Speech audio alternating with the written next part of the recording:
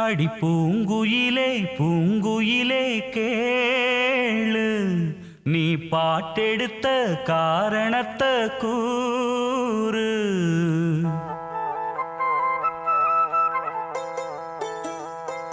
அடி பூங்குயிலே பூங்குயிலே கேளு, நீ பாட்டெடுத்த காரணத்தை கூறு. யாரிடத்தில் உன் மனசு போ